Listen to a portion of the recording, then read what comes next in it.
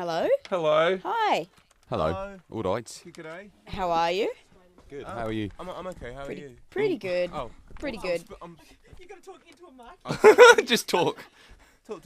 It's weird because we're actually going to be in Adelaide tomorrow. I know. We were excited for The you. old Thebby Theatre. Yeah. What's it like? Thebby's a really good joint, actually. good venue, good Pretty sound. sort of old crew, yeah. Big room, good acoustics. How big is it? I don't really know what to compare it to, and I'm not good with dimensions, so. Okay. But capacity roughly how Would many? it be 1,500? I reckon We'd it'd just be speaking out our ass if we Oh, started. okay. Yeah. So 500,000. Okay. Brilliant. Yeah. It's like Wembley Stadium. Oh, It's really big. And you've sold it out, so congratulations. thank you. It's so good to talk to you guys, and we had good fun yesterday because Steph is an organisational genius, and she thought the interview was yesterday. So Yep. we sat in the studio for half an hour listening to all your old tracks on YouTube, and God.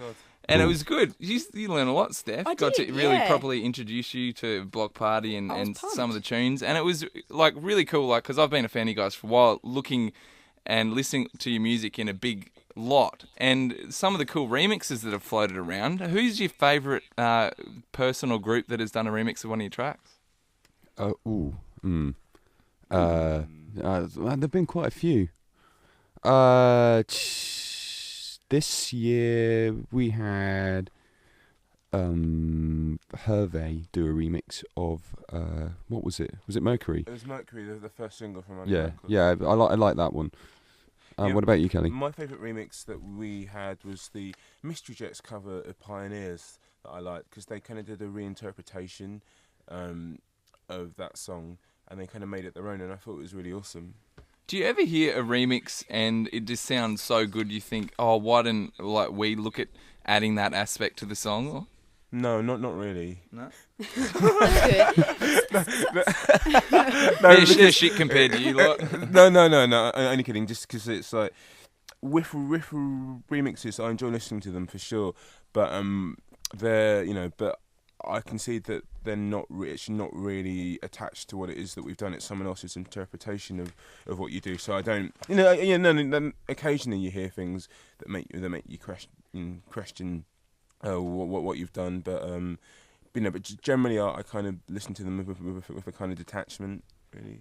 Something cool. that I noticed listening, like yesterday, we listened to a lot of your stuff, waiting for an interview that wasn't happening yesterday, was like the difference in between the older stuff and the newer stuff. There's heaps more like vocal effects and sequencing in the drums in the newer stuff. How do you go about getting that into a live show? Like, how does that work?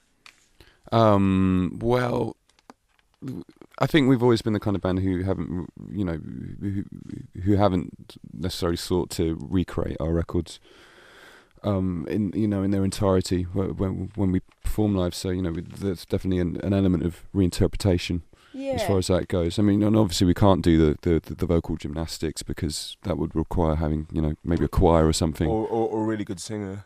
Oh, Kelly. Don't be like that. Come on. We've come all this way to sell our records, and you're just being down on everything. I'm only joking. Chin up. I'm just being self-deprecating. Actually, in a semi-backhanded compliment here, in one of the YouTube videos, I was flicking down a few lots down the comments, and some smartass had gotten on and made some jerk-ass comment about the singing, and then it was just a bashing. It was comment after comment. You're a dick, mate. You don't know. You wouldn't know music if he punched you in the face. This guy's one of the best singers of our time. He's like you got much love. That's nice to know. That's nice to know. I don't. Yeah, that's nice to know. I was only joking. I'm very confident about my own capabilities. I was just You're self-deprecating pom. Yeah. What about when you guys were in Paris not that long ago and you were ambushed by fans and so forth when you performed This Modern Love acoustically? What was that like?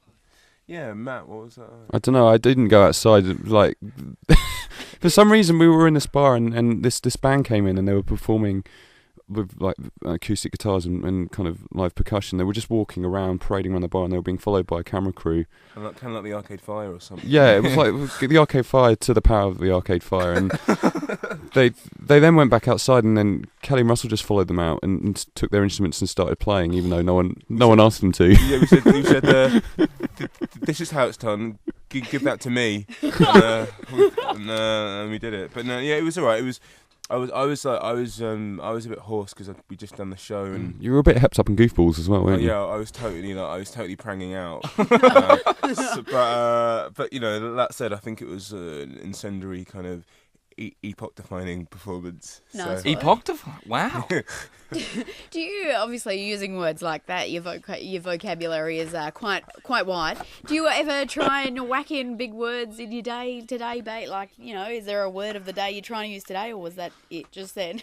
My favourite word of today is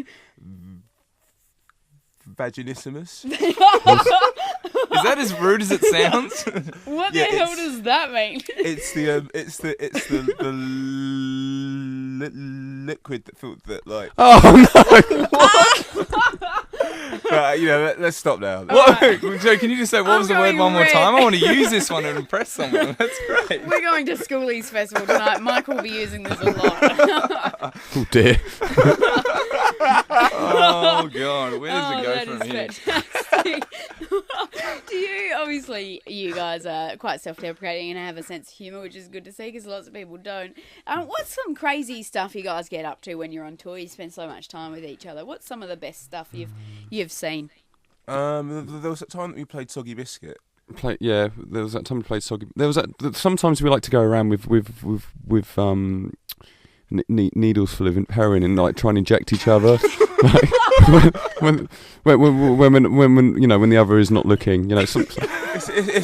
It's a real hoot, that game. Sometimes I like to like throw some litter on the floor, and like Kelly hates litter, so he always bends down to pick it up. And then when he's not looking, I'll stick a needle in his bum. It's called Jab, that game. Sounds fun. We might play that tonight on the show. That could be fun. That would be very interesting. Jesus. And what about, you've done some tours all around the shop. What's your favourite country to tour to?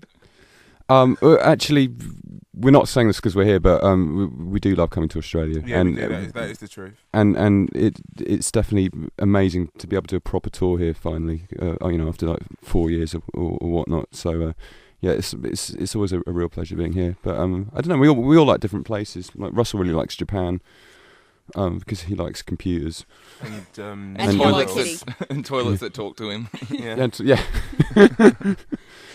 You know, America can be quite good sometimes. It could be quite funny. You know, Europe is, you know, a different country every day pretty much. So, you know, it's all good. How do you go when performing all your gigs in different, like, well, obviously in Japan, say, and they really don't have a clue what you're talking about or singing? Do they sing along with it, or? That's racist.